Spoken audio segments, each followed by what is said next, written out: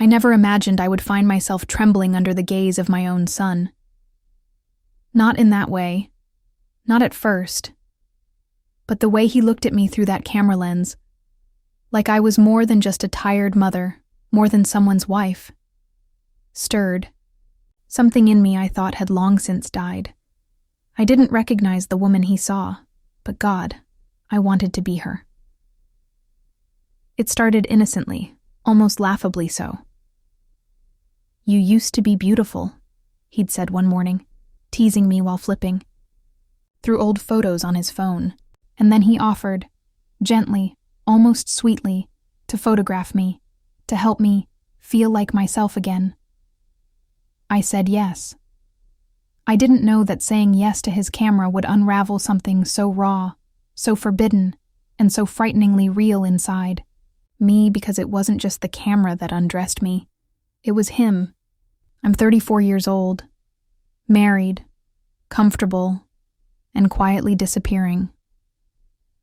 My name doesn't really matter. Not here, not in this story, because I could be anyone.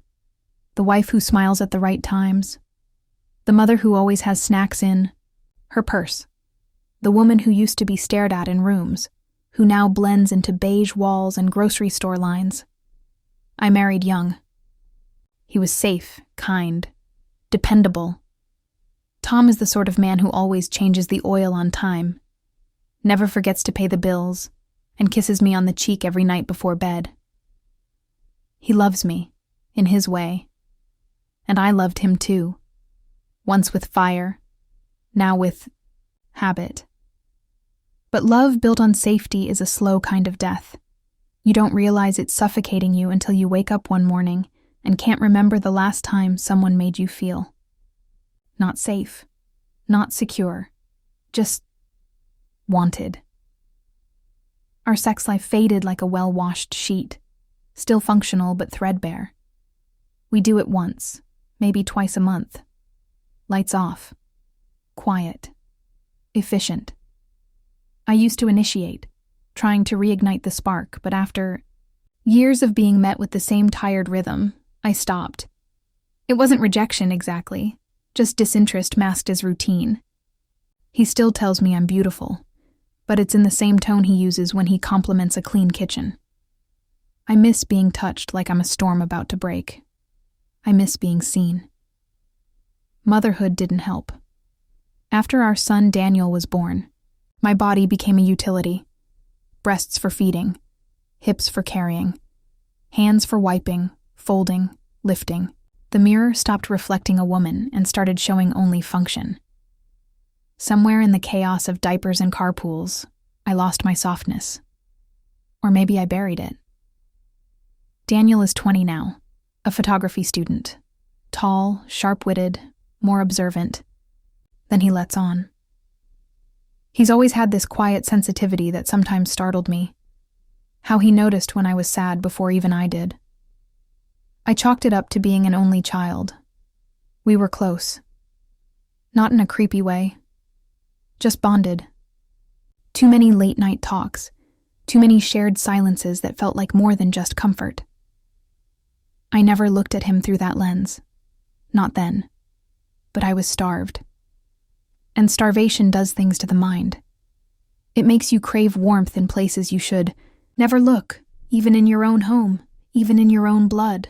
It started with a camera. A stupid, sleek, black Canon that Daniel brought home over spring break.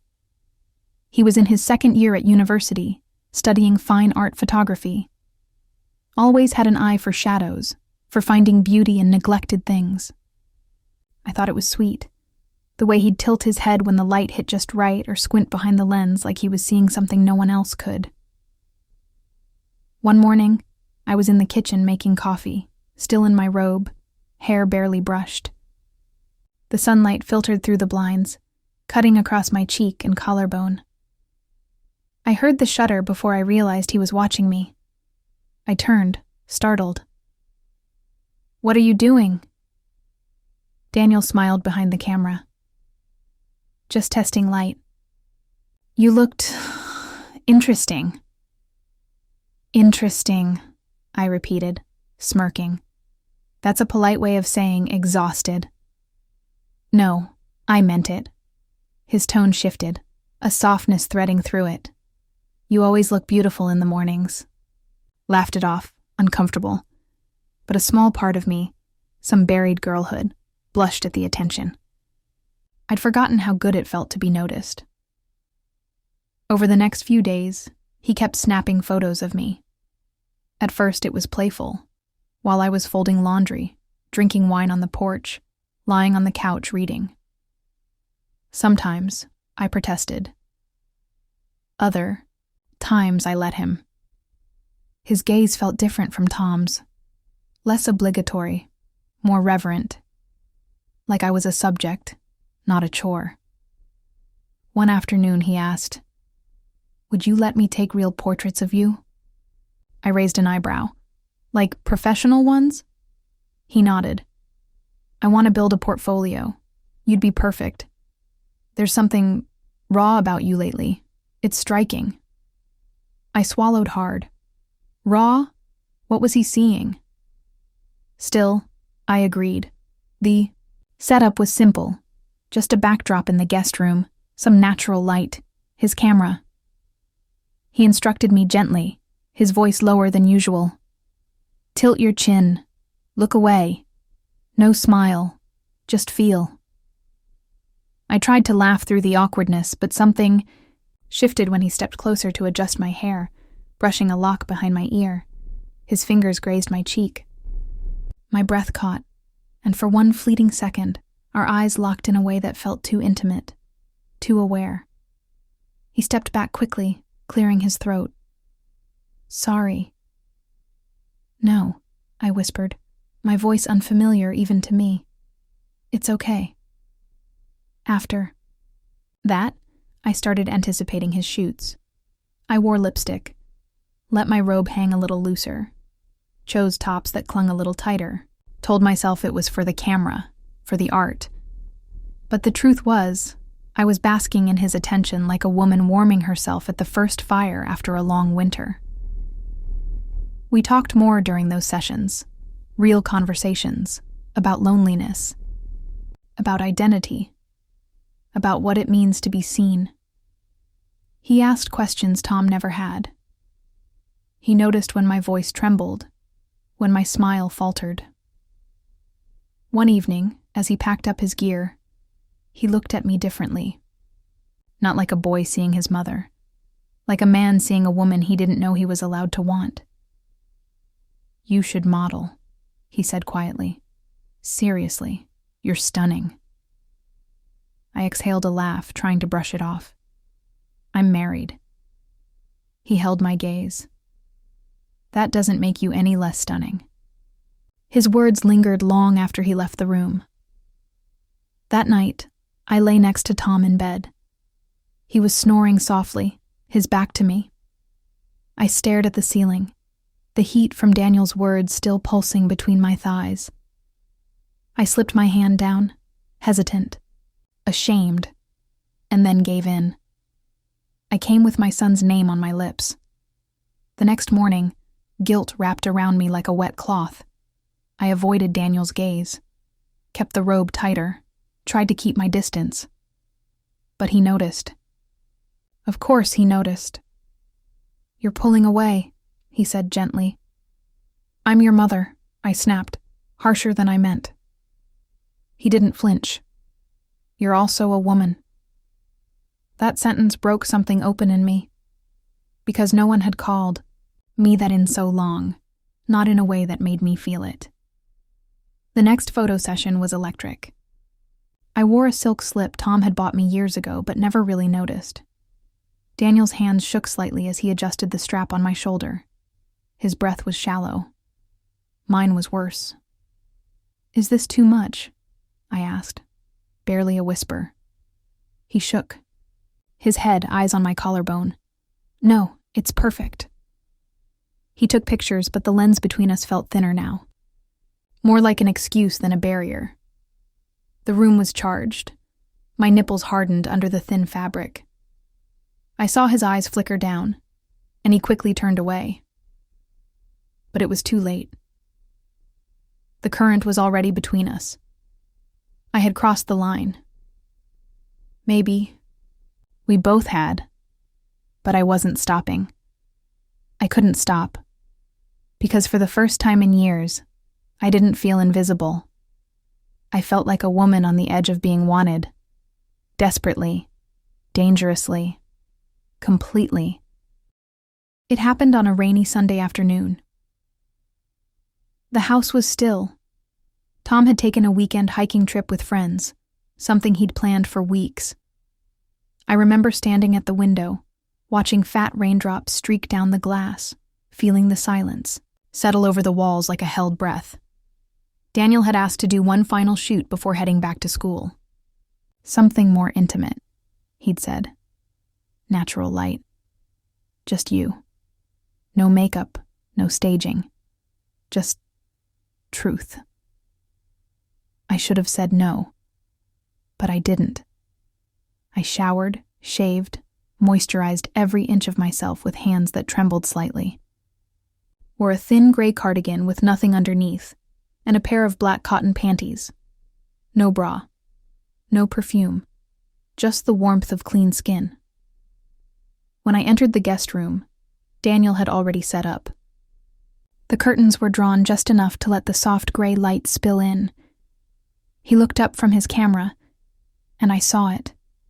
That flash in his eyes. Hunger. Confusion. Awe.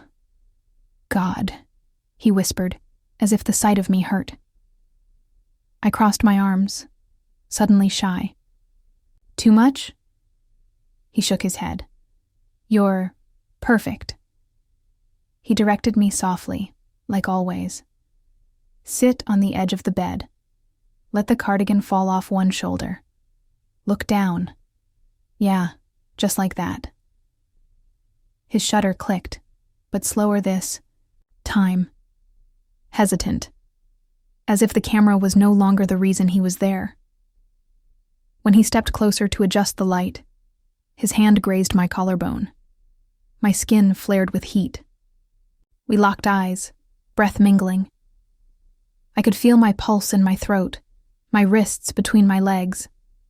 Then his fingers slid down, brushing the curve of my shoulder, and the cardigan slipped lower, baring one breast. My nipple puckered in the cool air, and his eyes locked there, transfixed. He didn't raise the camera. Daniel. I said his name like a question, a warning, a prayer. He looked up, jaw tense. Tell me to stop. But I didn't. I couldn't. Instead, I leaned forward, just slightly, and brushed my lips against his. It was soft, scared, reverent. Then it deepened. His hands cupped my face with such intensity I almost cried.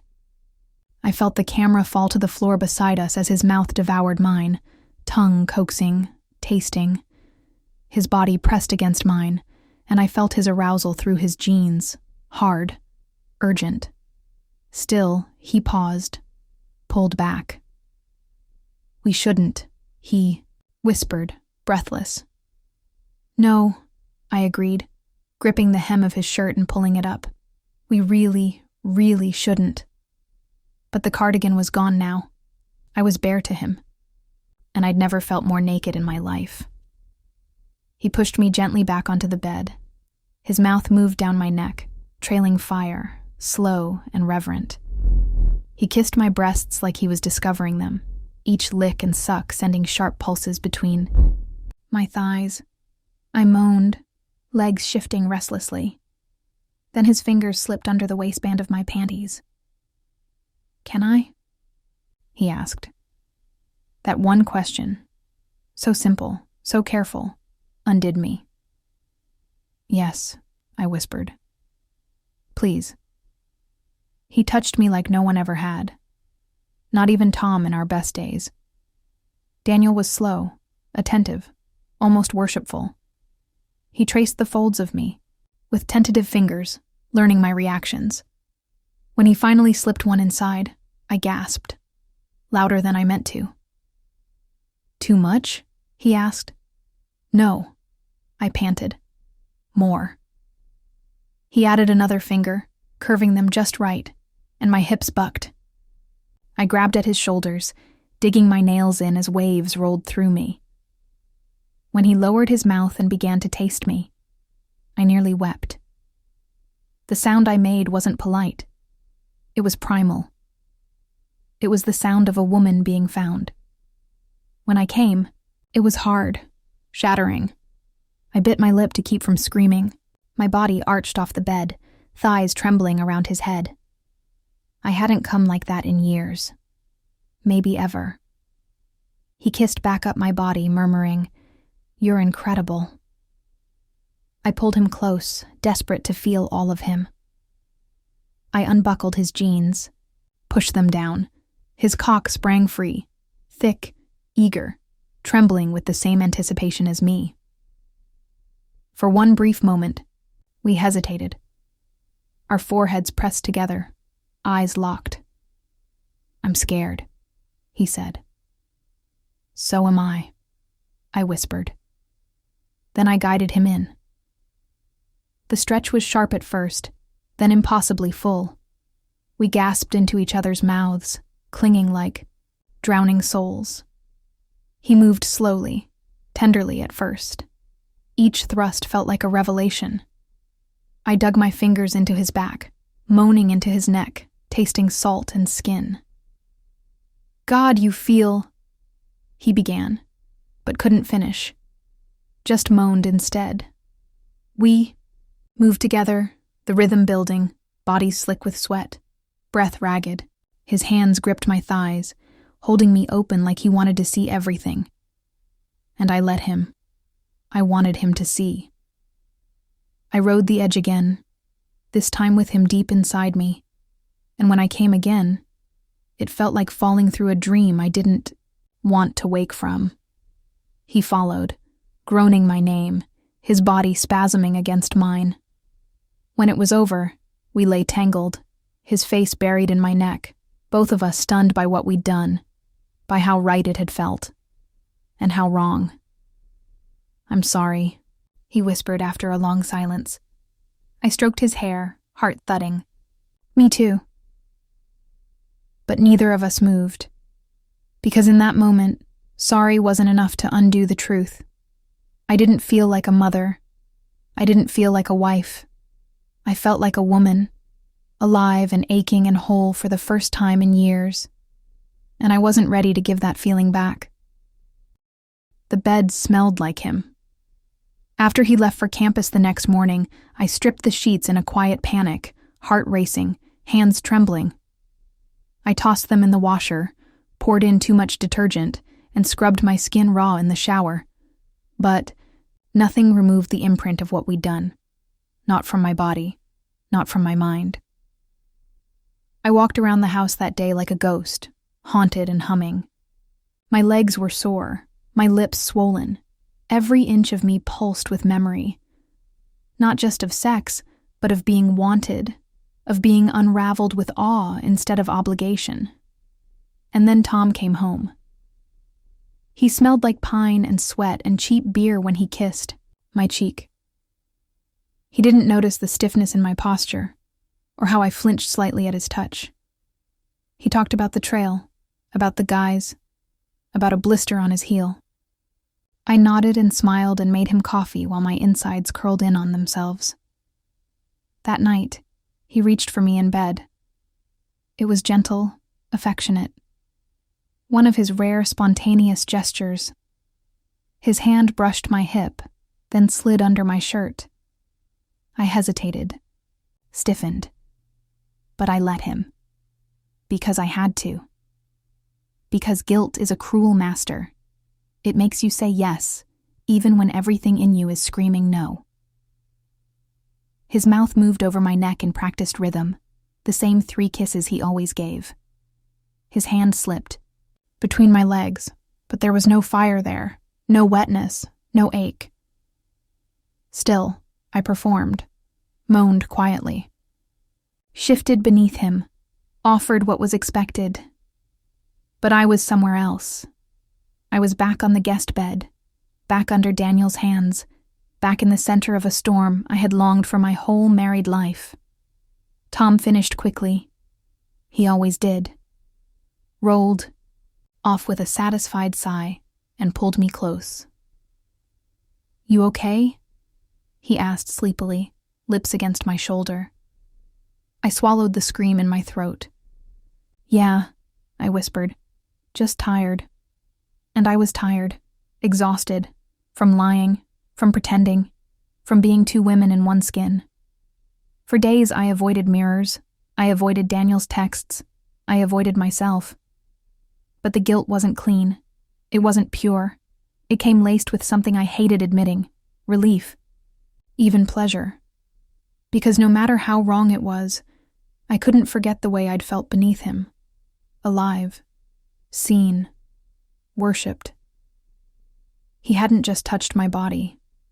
He'd reached something far deeper, something that had been buried under motherhood and marriage and years of going unnoticed. Was it evil to crave that? Was it unnatural to want to feel wanted? One night, Tom fell asleep early, snoring with his mouth open, his arm heavy across my waist like a weighted blanket. I stared at the ceiling and let the truth sink in. I didn't miss my husband. I missed myself. The woman I'd been with Daniel. Reckless, hungry, gasping into the mouth of a boy who wasn't supposed to see her that way. That woman scared me. But she was real. And I loved her for that. Still, I hated what I'd done. I hated the lies, the hiding, the betrayal. But I didn't regret the moment, not fully. Because how do you regret the first time you felt alive in over a decade? How do you regret rediscovering your body through the awe in someone else's eyes? Even if those eyes were never supposed to look at you like that. I tried to tell myself it was a one-time thing, a terrible lapse, that I could forget it and move on. But every time I looked at Daniel's closed bedroom door, my heart thudded, like a drum. Every time I passed the guest room, the air felt heavy, charged, haunted. The consequences were everywhere, in my body, my marriage, my silence. And yet, so was the memory. Some nights, I'd wake up soaked in sweat, thighs clenched, mouth open in a name I wasn't allowed to say out loud. Daniel. My son. My lover. The shame was thick, the guilt unbearable. But the hunger? The hunger was still there. It's been 3 weeks. 3 weeks of silence, of stolen glances, of pretending like we're strangers sharing air. Daniel hasn't said a word about that day. He's barely looked at me. He keeps to his room, headphones in, door shut. And I've been performing. Wife, mother, innocent. Tom still doesn't suspect. He kissed me on the porch last night, told me how lucky he felt to come home to me. I smiled, heart hollow. He doesn't know I still flinch every time I hear the camera shutter on Daniel's phone, or that sometimes I press my hand to the guest bed, remembering the weight of a forbidden body over mine. I thought the distance would bring clarity, that maybe time would scrub the heat from my skin and the ache from my thighs. But it hasn't. If anything, the silence has made everything louder inside me, and today, everything changed. I found one of the photos. It wasn't in the camera roll. It was printed, hidden behind a row of old books in Daniel's room. I only went in to leave a clean towel, that's all. But there it was. Me, bare to the waist, cardigan falling off one shoulder, my face turned just slightly toward the window. The light caught my skin like silk. But it wasn't the body that stunned me. It was my face. I looked free, like someone who had finally exhaled after years of holding her breath. That's what broke me. Because it wasn't just about Daniel. It never was. He was the match. But the fire was already there, smoldering, waiting. Tonight, After Tom fell asleep, I stood in front of the mirror for a long time, really looking at myself, not as a wife, not as a mother, but as me. And for the first time in years, I whispered, out loud, "What do I want?" And the answer terrified me, because I want more. Not more secrets, not more guilt, but more of that woman, the one in the photograph, the one who still exists beneath the laundry and the groceries and the polite sex, the one I buried to become someone's good girl. So I made a choice. I didn't end the affair, but I didn't continue it either. I told Daniel we couldn't touch again, not while he was under this roof, not while I was married. He nodded. He didn't argue, but his eyes, God, his eyes, said everything. As for Tom, I haven't told him. I don't think I ever will. Some truths are too cruel. Some desires too dangerous. But I've changed. Forever. And maybe that's the real betrayal. Because once you taste yourself unfiltered, unowned, unashamed, how do you go back to swallowing silence? I don't know what comes next. All I know is I've met the woman inside me, and I don't think she's going away.